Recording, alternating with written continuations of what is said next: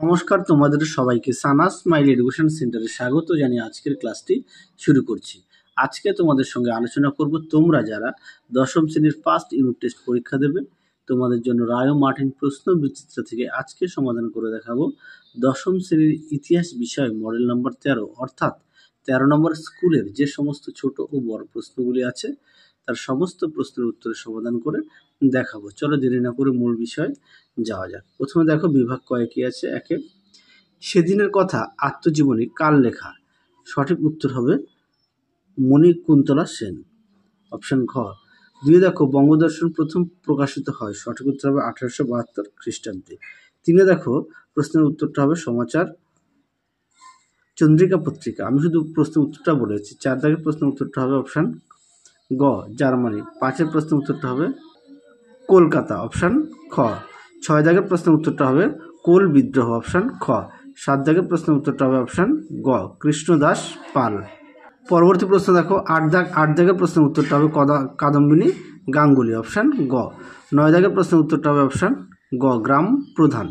10 দাগের প্রশ্ন কি আছে? চুয়ার বিদ্রোহ প্রথম শুরু হয়, সঠিক উত্তর হবে থলভূমি, অপশন গ। পরবর্তী দেখো বিভাগ ক্ষয়ের কি প্রশ্ন আছে, একটি বাক্যে উত্তর দাও। একে আছে ব্রাহ্মিকা শাড়ি পরার সূত্রপাত কোথা থেকে? উত্তরটা হবে ঠাকুরবাড়ি নারীদের কাছ থেকে। দুই দেখো প্রথম কোন আইনের ভারতীয় শিক্ষা খাতে 1 লক্ষ টাকা ব্যয় করার কথা বলা হয়? উত্তরটা হবে 1813 সালে চার্টার অ্যাক্টের আইনে। পরবর্তী দেখো ঠিক ভুল কি আছে।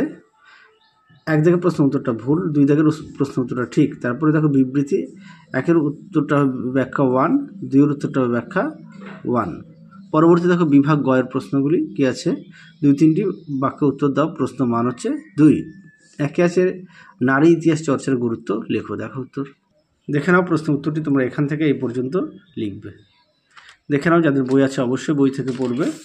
পরবর্তী দেখো ভারতবর্ষে ব্রাহ্ম সমাজ বিভক্ত হলো কেন? দেখো উত্তর দেখে নাও। প্রশ্ন উত্তরটি তোমরা এখান থেকে এই পর্যন্ত লিখবে। দেখে নাও, এখান থেকে এই পর্যন্ত উত্তরটা লিখবে। পরবর্তী প্রশ্ন দেখো কি আছে। 3 দাগের বিদ্রোহ ও বিপ্লবের মধ্যে পার্থক্য লেখো। দেখো উত্তর দেখে নাও। বিদ্রোহ ও বিপ্লবের মধ্যে পার্থক্য দেখে নাও। মোট 2টি পয়েন্ট দেওয়া আছে। পরবর্তী দেখো দিকু কারা? দেখো উত্তর দিকু কারা, এখান থেকে এই পর্যন্ত উত্তরটা লিখবে। পরবর্তী প্রশ্ন দেখো হুতুম প্যাঁচার নকশা থেকে কি ধরনের সমাজচিত্র পাওয়া যায়? দেখো উত্তর প্রশ্নের উত্তরটি তোমরা এখান থেকে এই পর্যন্ত লিখবে।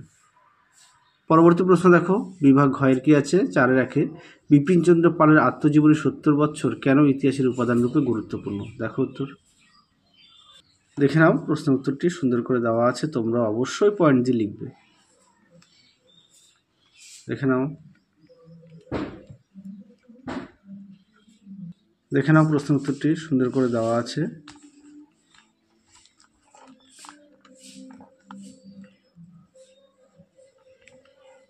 এই পর্যন্ত লিখবে।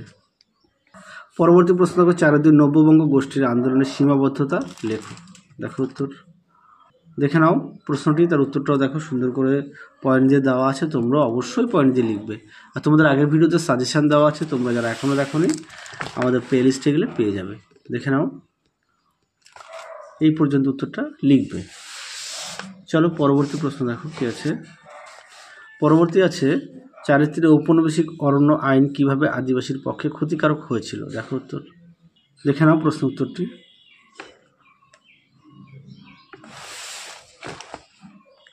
দেখে নাও, এই পর্যন্ত উত্তরটা লিখবে। পরবর্তী দেখো প্রশ্ন মান হচ্ছে 8। 5-এর 1 কি আছে। শিক্ষা বিস্তারে প্রাচ্য ও পাশ্চাত্যবাদী বিতর্ক কি? দেখো এই প্রশ্নের উত্তরটি আগে দেখাই। দেখে নাও প্রশ্ন উত্তরটি।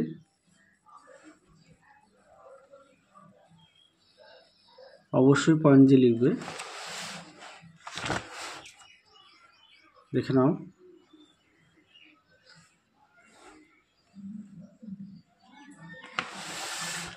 দেখে নাও, এই পর্যন্ত উত্তরটা লিখবে। দেখে নাও। পরবর্তী উচ্চশিক্ষার বিকাশে কলকাতা বিশ্ববিদ্যালয়ের অবদান আলোচনা করো। দেখো উত্তর দেখে নাও। প্রশ্ন উত্তরটি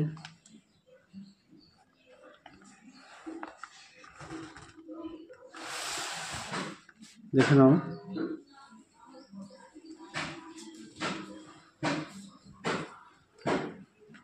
দেখে নাও প্রশ্ন উত্তরটি।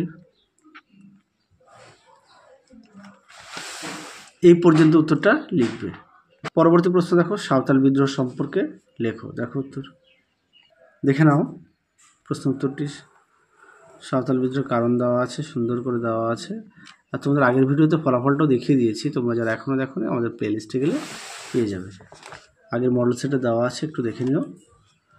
পরবর্তী প্রশ্ন দেখো,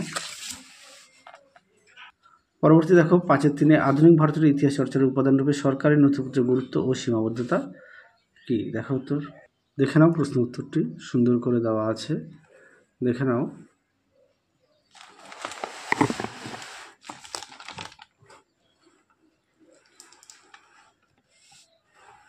একেবারে এটাও দিয়ে দেবে, অ্যাড করবে সঙ্গে।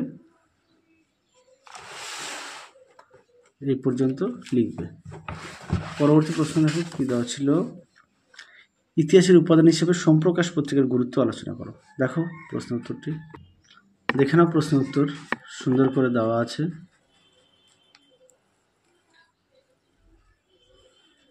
দেখে নাও।